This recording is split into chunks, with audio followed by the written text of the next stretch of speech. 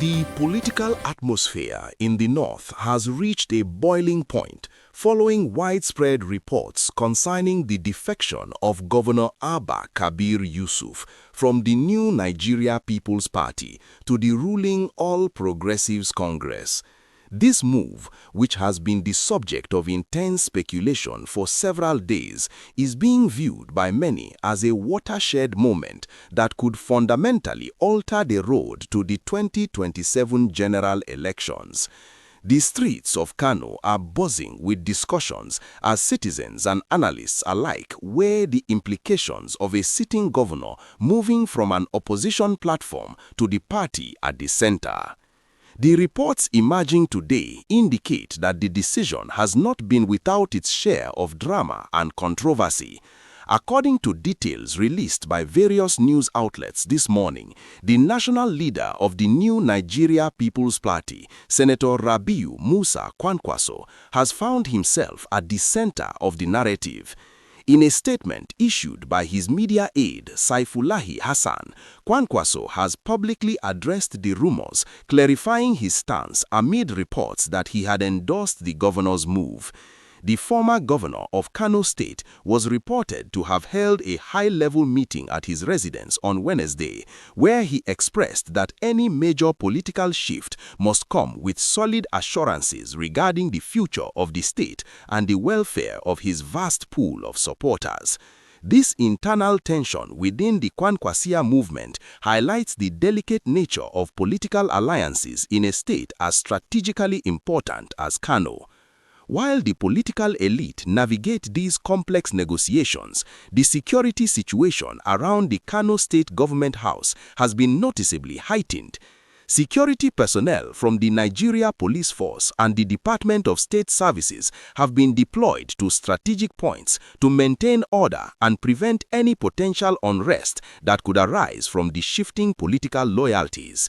This increase in security is a visible reminder of how high the stakes are in Kano, a state often described as the political heartbeat of the north.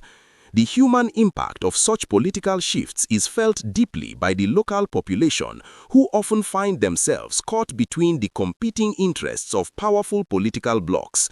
For many ordinary citizens, the hope remains that these high-level realignments will eventually translate into better security and improved living standards. Please take a moment to like and share this video to help keep you updated. As the day progresses, the All Progressives Congress appears to be preparing for a major reception to welcome Governor Yusuf into its fold. Senior party figures have been quoted in today's reports as seeing this as a massive boost for President Bola Tinubu's administration as it looks towards consolidating its influence across the federation. However, the opposition has not stayed silent. Spokespersons for the new Nigeria People's Party have issued stern warnings against what they describe as political brinkmanship, suggesting that those who defect may find themselves rejected by the voters when the 2027 polls finally arrive. This word of words underscores the growing divide between those who believe in sticking to party principles and those who argue that aligning with the center is the only way to ensure the state's continued development and security. The speculation surrounding a 2027 alliance is fueled by the belief that a united front in Kano could be the deciding factor in the next presidential race. Observers are pointing to the fact that Governor Yusuf's move could bridge the long-standing gap between the current administration and the influential political structures in the north. According to reports published today, January 14, some analysts believe this defection is part of a larger, renewed hope strategy to create a more unified political landscape. Yet, the emotional weight of this transition is heavy for the loyalists of the new Nigeria People's Party, many of whom worked tirelessly to ensure the governor's victory in the last election. They now face a period of uncertainty as they decide whether to follow their leader into the All Progressives Congress or remain with the party that gave them a voice. Amidst these political maneuvers, the primary concern for many remains the security of the state and the nation at large. In a period where insecurity has been a major challenge, there is a loud call for political leaders to ensure that their quest for power does not overshadow their duty to protect the people. The heavy security presence in Kano today is a testament to the fragile peace that often accompanies such major transitions. The governor's aides have justified the planned move by stating that being in the ruling party will help Kano better synchronize with national policies, in particular in the areas of economic reform and regional safety. They argue that a stronger connection to the federal government will provide the state with more resources to combat the various threats that have affected the north in recent years. As we look towards the evening of this momentous day, the national conversation remains firmly fixed in Kano. The decisions made in the coming hours by the leadership of the various parties will likely set the tone for the political year.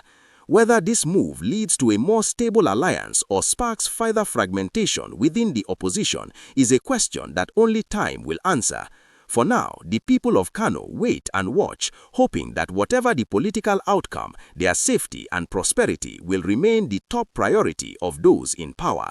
We will continue to monitor the situation closely as more details emerge from the ongoing meetings between party stakeholders and the state government. Thank you for staying with us for this detailed update on the evolving political situation in Kano. If you found this report informative and want to stay updated on the most important news from across Nigeria, please like this video, share it with others and subscribe to Global View. Your support helps us continue to bring you factual, professional and engaging news.